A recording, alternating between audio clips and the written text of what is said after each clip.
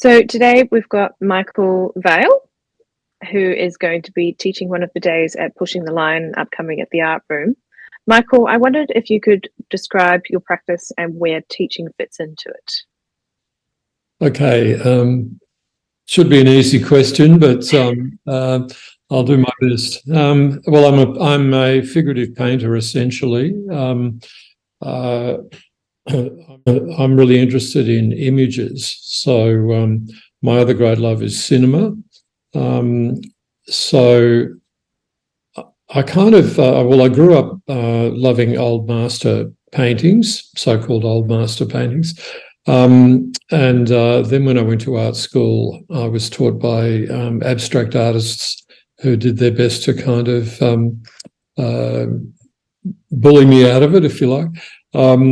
So I like to think I've got a very solid understanding of abstraction as well, but I've always gravitated back towards figure scenarios, if you like. So it's the image that intrigues me, and with my range of skills, painting is the best way to visit that alternate universe. Although I have been involved in filmmaking and video as well.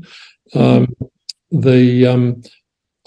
think I just find it more multi-layered. I think there's a good figure painting, no matter when or where it was done, has all kinds of meanings that can be applied to it.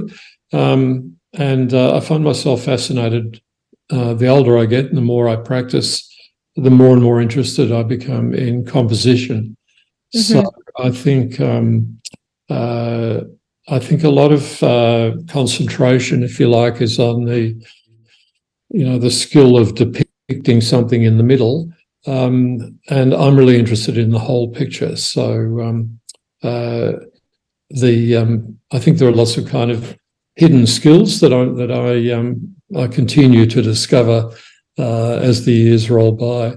And teaching for me is an opportunity to share those discoveries and to sometimes teach myself just as much as anybody else, just by articulating ideas that don't automatically find themselves to be verbal. So I find it a very rewarding process. And if I can, there's almost nothing more satisfying than saying something to somebody else that lights a spark, and then you can see the result. And that's the great reward of teaching, I think. I've been teaching now in art schools for about 25 years, and prior to that, I did a lot of private teaching. And I've taught across all levels, everything from beginners to PhD, supervision, etc. I still enjoy it immensely. So I think it's very much part and parcel of a healthy art practice. Yeah, great. That sounds fantastic. Why do you think it's important to step outside of your comfort zone and do things that challenge what you normally do or what you know in your practice? Well, I think it's essential. It's very easy for your work to go stale, and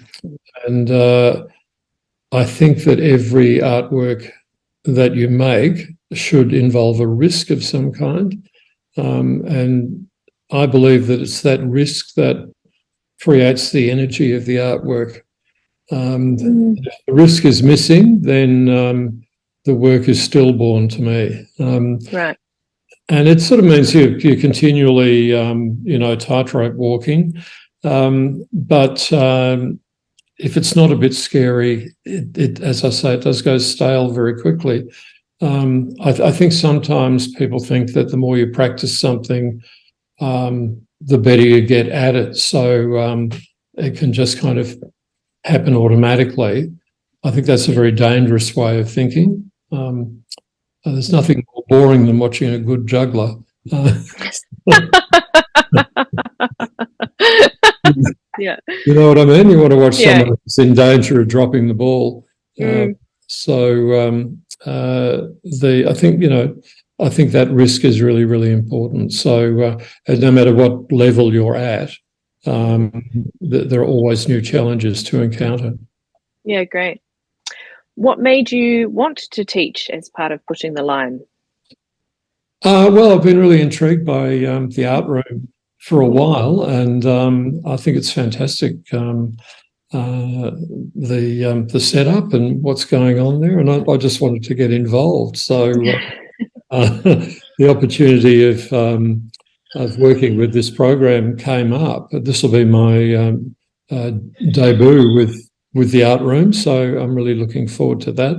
And I hope that it'll be mutually beneficial. But it will be nice to work with a new group of students that I haven't met before, and also I was very excited by the lineup of artists working on the other days.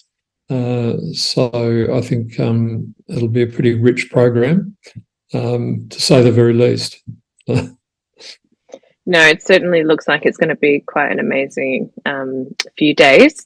And just finally, without giving too much away, what will the students explore with you on the day? Okay. Well, I've called my day the Frankenstein project. So we're all going to be grave robbers, to a degree, pilfering bits and pieces from various sources and constructing images. So I'm very interested in that idea of constructing a complete image. And I hope that the students will, that it'll really kind of foster their compositional mojo. And we'll talk about, complete images, etc., etc. I think also I want to fly the flag for the idea of working from reference sources rather than direct observation. I think sometimes there's a kind of misapprehension that that's sort of cheating in some way, and I really want to put that to bed and show people how to utilise imagery that's already there and recycle it, if you like. So I love the idea of creating a kind of Frankenstein out of stolen bits. So that's what we'll be doing. Yeah, it sounds good and a little bit freaky, but it sounds really good. Wonderful.